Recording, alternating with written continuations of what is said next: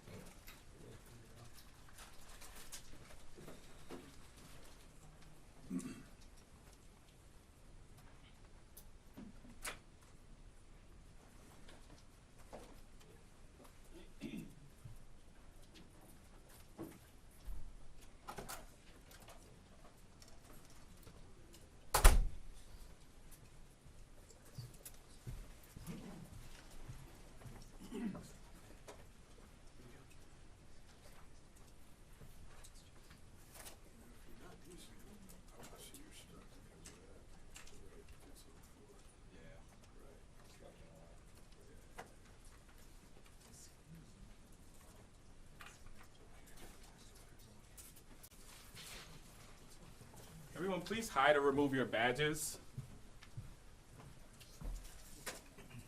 Remind you say that.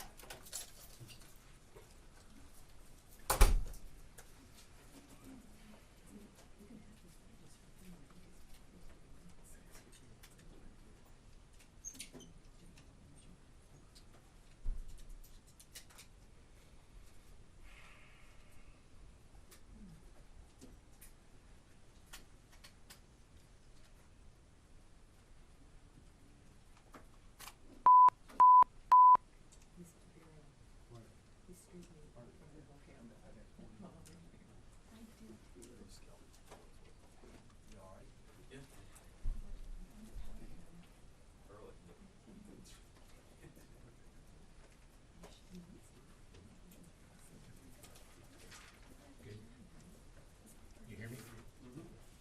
Good morning.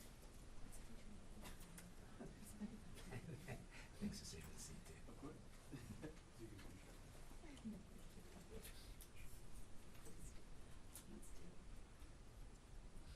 Although, frankly, I feel a bit too close.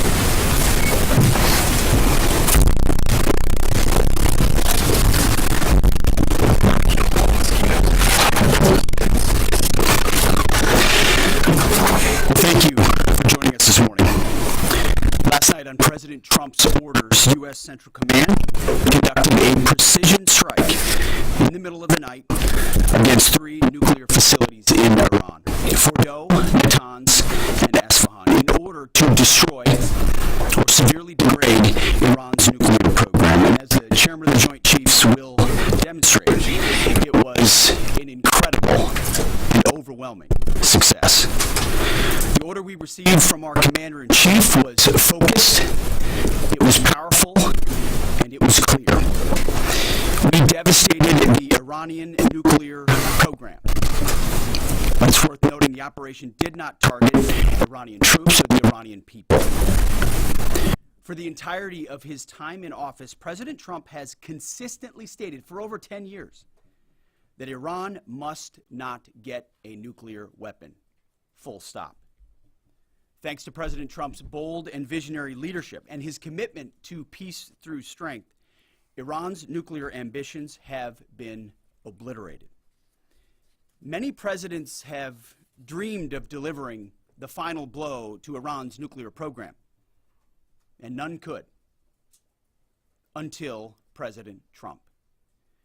The operation President Trump planned was bold and it was brilliant, showing the world that American deterrence is back. When this president speaks, the world should listen. And the U.S. military, we can back it up. The most powerful military the world has ever known. No other country on planet Earth could have conducted the operation that the chairman is going to outline this morning. Not even close. Just like Soleimani found out in the first term, Iran found out when POTUS says 60 days that he seeks peace and negotiation, he means 60 days of peace and negotiation. Otherwise, that nuclear program, that nuclear capability will not exist. He meant it. This is not the previous administration. The President Trump said no nukes. He seeks peace, and Iran should take that path. He sent out a truth last night saying this: any retaliation by Iran against the United States of America will be met with force far greater than what was witnessed tonight. Signed, the President of the United States, Donald J. Trump. Iran would be smart to heed those words. He's said it before, and he means it. I want to give recognition to the Chairman of the Joint Chiefs of Staff, the Joint Staff, General Eric Kurilla at CENTCOM, who did a phenomenal job, he and his staff, all of CENTCOM. Policy, across the board, this was a joint effort, and across the Pentagon effort. I want to recognize the pilots who flew those bombers, who flew those fighters, who flew those refuelers, warriors. I want to recognize the sailors on those destroyers, in those subs, on those carriers, warriors, all of them. I want to recognize our soldiers doing air defense, base defense, QRF, warriors, all of them. Every American involved in this operation performed flawlessly. And I want to give recognition to our allies in Israel as well. This is a plan that took months and weeks of positioning and preparation so that we could be ready when the President of the United States called. It took a great deal of precision. It involved misdirection and the highest of operational security. Our B-2s went in and out of downtown Tehran, not Tehran, excuse me, of these nuclear sites, in and out and back without the world knowing at all. In that way, it was historic. A strike that included the longest B-2 Spirit bomber mission since 2001 and the first operational employment of the MOP, a massive ordnance penetrator. The mission demonstrated to the world the level of joint and allied integration that speak to the strength of our alliance and our joint forces. As President Trump has stated, the United States does not seek war, but let me be clear. We will act swiftly and decisively when our people, our partners, or our interests are threatened. Iran should listen to the President of the United States and know that he means it, every word. I want to give congratulations to our Commander-in-Chief. It was an honor to watch him lead last night and throughout, and to our great American warriors on this successful operation. God bless our troops. God bless America. And we give glory to God for his providence and continue to ask for his protection. I turn it over now to the chairman for specifics. Thank you, Mr. Secretary. Thanks for recognizing all of our folks out there doing our nation's work, and nice to see everybody on this early Sunday morning. Last night on the President's orders, U.S. Central Command, under the command of General Eric Kurilla, executed Operation Midnight Hammer, a deliberate and precise strike against 3 Iranian nuclear facilities. This was a complex and high-risk mission carried out with exceptional skill and discipline by our joint force. I want to thank every service member, planner, operator that made this mission possible.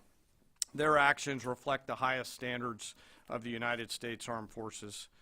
This operation was designed to severely degrade Iran's nuclear weapons infrastructure. It was planned and executed across multiple domains and theaters with coordination that reflects our ability to project power globally with speed and precision at the time and place of our nation's choosing. This was a highly classified mission with very few people in Washington knowing the timing or nature of this plan. I'll refer you to the graphic on the side as I walk you through some of the operational details. At midnight Friday into Saturday morning, a large B-2 strike package comprised of bombers launched from the continental United States. As part of the plan to maintain tactical surprise, part of the package proceeded to the west and into the Pacific as a decoy, a deception effort known only to an extremely small number of planners and key leaders here in Washington and in Tampa. The main strike package, comprised of 7 B-2 Spirit bombers, each with 2 crew members, proceeded quietly to the east with minimal communications. Throughout the 18-hour flight into the target area, the aircraft completed multiple in-flight refuelings. Once over land, the B-2s linked up with escort and support aircraft in a complex, tightly timed maneuver requiring exact synchronization across multiple platforms in a narrow piece of airspace, all done with minimal communications. This type of integration is exactly what our joint force does better than anyone else in the world. At approximately 5 p.m. Eastern Standard Time last night, and just prior to the strike package entering Iran, a U.S. submarine in the Central Command area of responsibility launched more than 24 Tomahawk land attack cruise missiles against key surface infrastructure targets at Esfahan. As the Operation Midnight Hammer strike package entered Iranian airspace, the U.S. employed several deception tactics, including decoys, as the 4th and 5th generation aircraft pushed out in front of the strike package at high altitude and high speed, sweeping in front of the package for enemy fighters and surface-to-air missile threats. The strike package was supported by U.S. Strategic Command, U.S. Transportation Command, U.S. Cyber Command, U.S. Space Command, U.S. Space Force, and U.S. European Command. As the strike package approached Fordow and Natanz, the U.S. protection package employed high-speed suppression weapons to ensure safe passage of the strike package, with fighter assets employing preemptive suppressing fires against any potential Iranian surface-to-air threats. We are currently unaware of any shots fired at the U.S. strike package on the way in. At approximately 6:40 p.m. Eastern Standard Time, 2:10 a.m. Iran time, the lead B-2 dropped 2 GBU-57 massive ordnance penetrator weapons on the first of several aim points at Fordow. As the President stated last night, the remaining bombers then hit their targets as well, with a total of 14 MOPs dropped against 2 nuclear target areas. All 3 Iranian nuclear infrastructure targets were struck between 6:40 p.m. and 7:05 p.m. Eastern Time. Again, that's about 2:10 in the morning local time in Iran, with the Tomahawk missiles being the last to strike at Esfahan to ensure we retain the element of surprise throughout the operation. Following weapons release, the Midnight Hammer strike package exited Iranian airspace and the package began its return home. We are unaware of any shots fired at the package on the way out. Iran's fighters did not fly, and it appears that Iran's surface-to-air missile systems did not see us. Throughout the mission, we retained the element of surprise. In total, U.S. forces employed approximately 75 precision-guided weapons during this operation. This included, as the President stated last night, 14 30,000-pound GBU-57 massive ordnance penetrators, marking the first ever operational use of this weapon. I know that battle damage is of great interest. Final battle damage will take some time, but initial battle damage assessments indicate that all 3 sites sustained extremely severe damage and destruction. More than 125 U.S. aircraft participated in this mission, including B-2 stealth bombers, multiple flights of 4th and 5th generation fighters, dozens and dozens of air refueling tankers, a guided missile submarine, and a full array of intelligence, surveillance, and reconnaissance aircraft, as well as hundreds of maintenance and operational professionals. As the Secretary said, this was the largest B-2 operational strike in U.S. history and the second longest B-2 mission ever flown, exceeded only by those in the days following 9/11. Well prior to the strike, General Kurilla elevated force protection measures across the region, especially in Iraq, Syria, and the Gulf. Our forces remain on high alert and are fully postured to respond to any Iranian retaliation or proxy attacks, which would be an incredibly poor choice. We will defend ourselves. The safety of our service members and civilians remains our highest priority. This mission demonstrates the unmatched reach, coordination, and capability of the United States military. In just a matter of weeks, this went from strategic planning to global execution. This operation underscores the unmatched capabilities and global reach of the United States military. As the President clearly said last night, no other military in the world could have done this. I join the President and the Secretary in being incredibly proud of the air crews, naval forces, cyber operators, planners, and support teams, and commanders who made this mission possible. It is their skill, discipline, and teamwork that makes this operation possible. I am particularly proud of our discipline related to operational security, something that was of great concern to the President, the Secretary, General Kurilla, and me, and we will continue to focus on this. As we stand here this morning, many assets are still airborne, and we have hundreds deployed. I ask that we keep our warfighters on their way home and our deployed service member in our thoughts. Our joint force remains ready to defend the United States, our troops, and our interests in the region. Thank you very much. We will take a few questions, Phil. Me? Yeah. So, is regime change off the table, Mr. Secretary? And to the chairman, you said the battle damage assessment is still ongoing, but do you believe that some nuclear capability in Iran remains? This mission was not and has not been about regime change. The President authorized a precision operation to neutralize the threats to our national interests posed by the Iranian nuclear program and the collective self-defense of our troops and our ally Israel. Thanks for your question. I think BDA is still pending, and it would be way too early for me to comment on what may or may not still be there. But thanks for the question. Green. Green. No, behind you. Excuse me, Mr. Secretary, can you tell me, was there a particular moment when the president decided to pull the trigger on this operation where he said, now, rather than being, something in the holster, now we're going to pull the trigger on it? I would just say, having the opportunity to witness his leadership, he was fully committed to the peace process. Wanted a negotiated outcome, gave Iran every single opportunity, and unfortunately was met by stonewalling, which is why he gave them plenty of time to continue to come to the table and give up enrichment, give up the nuclear program.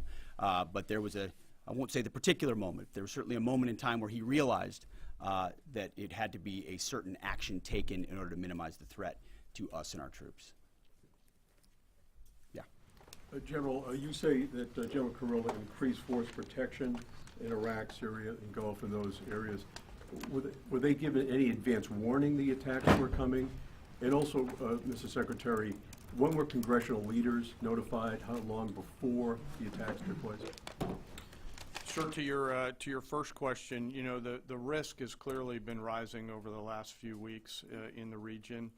Based on that, and not a particular awareness of this operation, we've made smart decisions to minimize the risk to U.S. forces in the region. So they were given no advance warning? No, sir.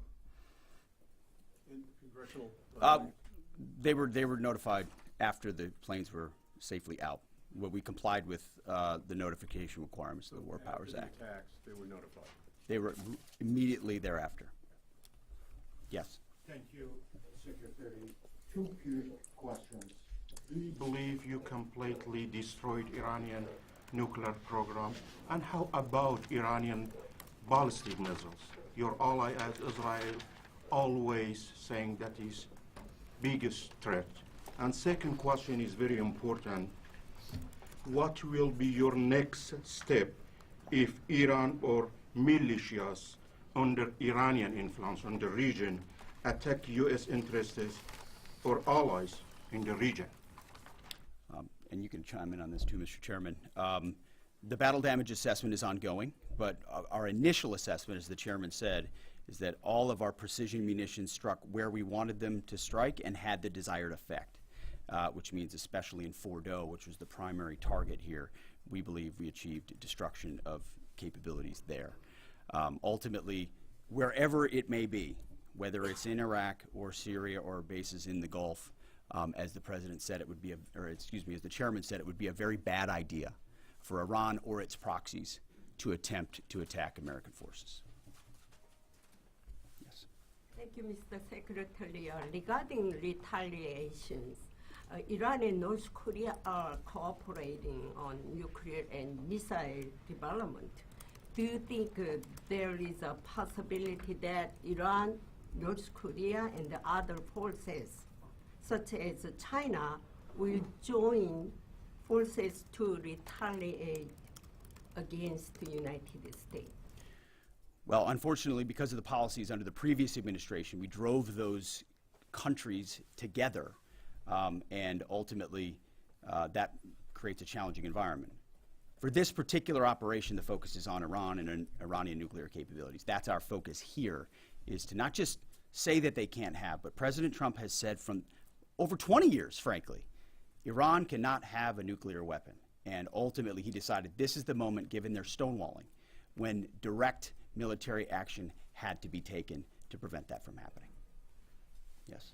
Thank you very much. General Kane, I understand OPSEC, I respect OPSEC. Can you say at all what security procedures are being taken to protect U.S. troops in Iraq and elsewhere in the Middle East? And Secretary Hegseth, as a global war on terrorism veteran, what do you say to veterans who may be concerned the U.S. is getting into another open-ended war in the Middle East over weapons of mass destruction? Thanks, sir, for the question. I won't comment on what force protection measures are being taken in the region. What I will say is we're being proactive and not reactive, and being very thoughtful about ensuring that we do all that we can to protect our forces out there. And I would just say, as the president has directed and made clear, this is most certainly not open-ended. It doesn't mean it limits our ability to respond. We will respond if necessary. The most powerful military in the world is postured and prepared to defend our people. But what the president gave us, as I said, was a focused, powerful, and clear mission on the destruction of Iranian nuclear capabilities. Those were the targets. That's what was struck. That's what was overwhelming. That's what was overwhelming. That's what the Iranian regime needs to understand, as the president put out last night. He wants peace. There needs to be a negotiated settlement here. We ultimately demonstrated that Iran cannot have a nuclear capability. That is a very clear mission set on this operation. Yes, hold on. Yes, right there. Thank you, Mr. Secretary. Question for the Secretary and the Chairman. How was this strike coordinated with the Israelis on a strategic level, militarily, and on a tactical level? Was there any direct Israeli military participation in this operation? Well, I would say certainly Israel had an incredible military success, especially at the beginning and ongoing, in degrading Iranian capabilities, in degrading Iranian launchers, MRBMs. It's been incredible to watch what our ally Israel has been able to do. And there certainly have been conversations. I mean, General Kurilla at CENTCOM has worked closely in the defense of Israel for many years. And part of this operation was the defense of Israel and the ongoing defense of Israel. But as it pertains to this strike, this was U.S. operated and U.S. led. We took advantage of some of the preparatory work that's been done over the past week and a half in terms of axis of approach. I won't get into the particulars, but as the Secretary said, it was a U.S. strike. We made sure we were not in the same piece of airspace and sky. Aside from that, that was the extent of it. We'll take a couple more. Yeah, right there. Question to the Secretary first. Are you concerned whatsoever now about the reaction from U.S. allies given the strike, particularly those in the Gulf? And to the Chairman, if I may, I understand you don't want to speak to specific assets and force protection measures, but do you anticipate at least having to bring in any further assets from other theaters to aid in force protection over the coming days? We certainly understand the challenges of allies in the region, and we have been respectful and in working in collaboration with them as it pertains to basing and sensitivities there. Ultimately, they've got a lot of assets and people in those locations also where American troops are co-located. So that's a consideration of ours. We've been in close consultation with them, and we appreciate the support that we have got. Thanks for the question on sort of the global picture. And as you know, that's one of my jobs, is to look globally at the entire range of challenges. We are always carefully considering our force posture around the world, and then offering options to the Secretary and to the President. I won't comment on any future things, but the American people should know that we carefully consider those moves around the world and try to modulate as needed our force structure in the region. Absolutely. Yeah, right here. Thank you. What communications are being sent to the Iranians right now, and is there any possibility of diplomacy now or in the coming days? I can only confirm that there are both public and private messages being directly delivered to the Iranians in multiple channels, giving them every opportunity to come to the table. They understand precisely what the American position is, precisely what steps they can take to allow for peace, and we hope they do so. Yes. The president may not want an open-ended conflict. The Iranians may disagree. Are you prepared for a protracted war? Well, anything can happen in conflict. We acknowledge that. But the scope of this was intentionally limited. That's the message that we're sending. With the capabilities of the American military, nearly unlimited.